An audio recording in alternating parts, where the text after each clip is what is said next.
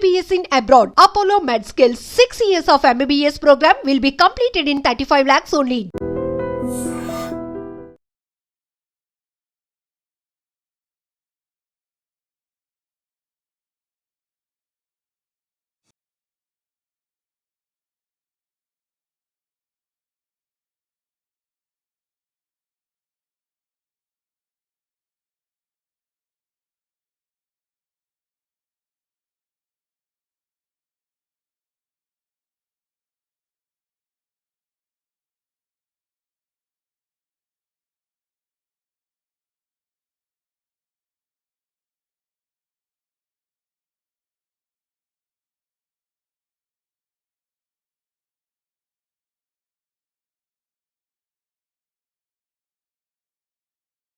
జాలర్ల వలకు ఒక అరుదైన చేప చిక్కింది. దీన్ని డూమ్స్ డే ఫిష్ అంటారు, లేదా ఓవర్ ఫిష్ అని కూడా అంటారు. అయితే ఈ చేపను చూడగానే మత్స్యకారులు షాక్ అయిపోయారు. ప్రమాదం ముంచుకు రాబోతోంది అంటూ భయపడుతున్నారంట. ఇంతకీ అసలు ఈ వెల్లువెత్తుతున్నటువంటి ఈ వదంతులకు సంబంధించి సోషల్ మీడియాలో కూడా చాలా ఇంట్రెస్టింగ్ వార్తలు నడుస్తున్నాయి. ఈ డూమ్స్ డే ఫిష్ అనేది సునామీలు, భూకంపాలు, తుఫాన్లు లాంటివి వచ్చినప్పుడు ఎక్కువగా తీరానికి కొట్టుకు వస్తాయి. కాబట్టి ఇవి తుఫాన్లు, సునామీలకు సంకేతంగా మత్స్యకారులు అయితే ఫీల్ అవుతున్నారు. తిరువైకులం తీరంలో వేట కొనసాగిస్తున్నటువంటి మత్స్యకారుల వలకు ఈ చేప చిక్కింది. ఈ ఓవర్ ఫిష్ గురించి అనేక కథనాలు కూడా సోషల్ మీడియాలో ఇంట్రెస్ట్గా వైరల్ అవుతున్నాయి.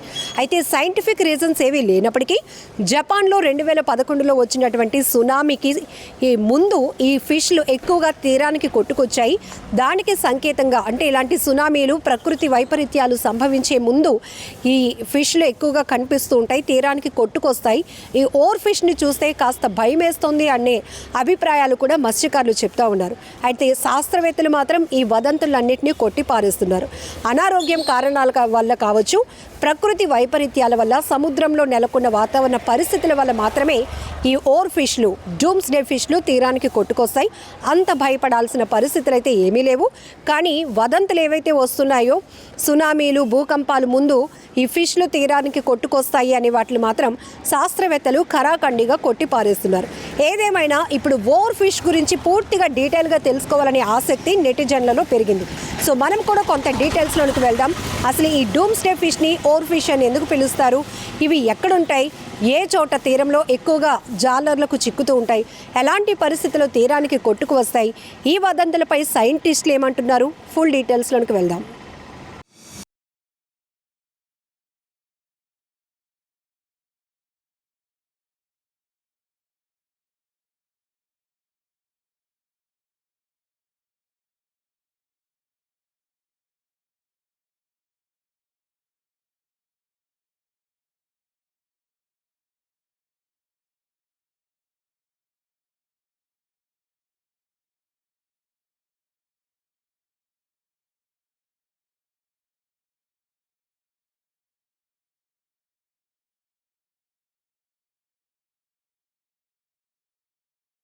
తమిళనాడు మత్స్యకారులు డూమ్స్ డే ఫిష్ ను పట్టుకున్నారు.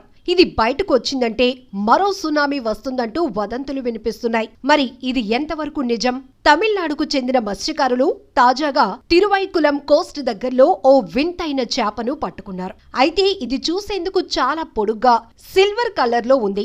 దాని తలపై ఎరుపు రంగులో పెద్ద క్రెస్ట్ కూడా ఉంది. అయితే దీనిని చూసిన కొందరు ఇది ప్రమాదానికి సంకేతం అంటున్నారు. భూకంపాలు, సునామీలు జరిగే ముందు ఈ చేప ఒడ్డుకు వస్తుందంటూ జోష్యాలు చెప్పేస్తున్నారు. అసలు ఈ చేప ప్రమాదానికి ఎందుకు సంకేతం? సునామీకి ఈ చేపకు ఉన్న సంబంధం ఏంటి? ఇప్పుడు చూద్దాం.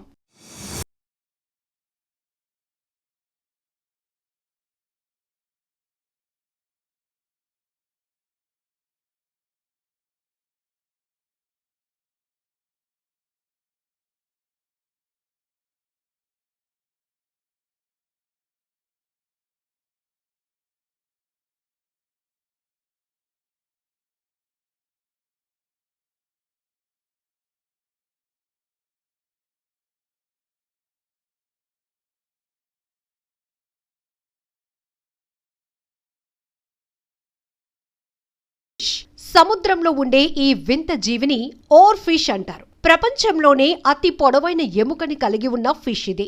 దాదాపు 11 మీటర్లు అంటే 36 అడుగులు పెరుగుతుంది.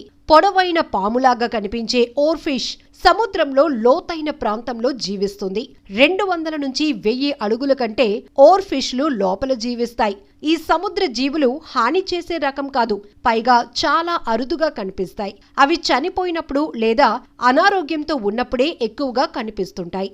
అసలు ఈ ఓర్ ఫిష్ కి సునామీతో సంబంధం ఏంటి? ఇదేగా మీ డౌట్. జపాన్ కు చెందిన కొన్ని సంస్కృతులలో ఓర్ ఫిష్ గురించిన ప్రస్తావన ఉంది. సముద్ర దేవుడు వీటి ద్వారా సందేశం ఇచ్చినట్టు భావిస్తారు. సముద్రంలో భూకంపాలు వచ్చే ముందు ఇవి తీరానికి వస్తాయంటారు. ఈ నేపథ్యంలోనే నీటి అడుగున జరిగే భూకంపాలు, సునామీలను ఈ జీవులు అంచనా వేస్తాయని నమ్ముతారు. 2011లో ఏమైందంటే, జపాన్లో 2011లో సునామీ వచ్చిన విషయం అందరికీ తెలిసిందే.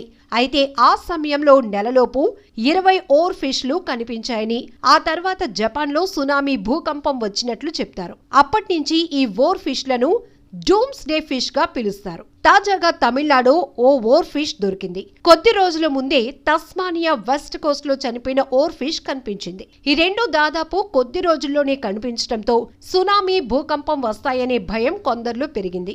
ఇటీవలే లెవియాథన్ ప్రస్తావన గురించిన వార్తలు చాలా వైరల్ అయ్యాయి. వాటిని ప్రపంచ అంతానికి చిహ్నంగా భావించి వాటికి సంబంధించిన పలు స్టోరీలు కూడా సోషల్ మీడియాలో తెగ హల్చల్ చేశాయి. ఇప్పుడు ఓర్ ఫిష్ గురించి కూడా ఎక్కువగా వినిపిస్తోంది. దీంతో సముద్రంలో ఏం జరుగుతోందని, అందుకే ఇవన్నీ వినిపిస్తున్నాయని చాలా మంది భావిస్తున్నారు. శాస్త్రవేత్తలు మాత్రం ఈ వదంతులు తోసిపుచ్చుతున్నారు. ఎందుకంటే వారి నమ్మకానికి సంబంధించి ఎలాంటి శాస్త్రీయ ఆధారాలు లేవు. అవి బయటకు రావటానికి అనారోగ్య కారణాలు అయ్యుండొచ్చని, సముద్రంలో వాతావరణ మార్పులు కూడా వాటిని బయటకు వచ్చేలా చేస్తాయని, అంతేకాని ఈ ఓర్ ఫిష్లకు సునామీకి ఎలాంటి సంబంధం లేవని చెప్పేస్తున్నారు. కాబట్టి వదంతులు నమ్మకపోవడమే మంచిదని కూడా చెప్తున్నారు.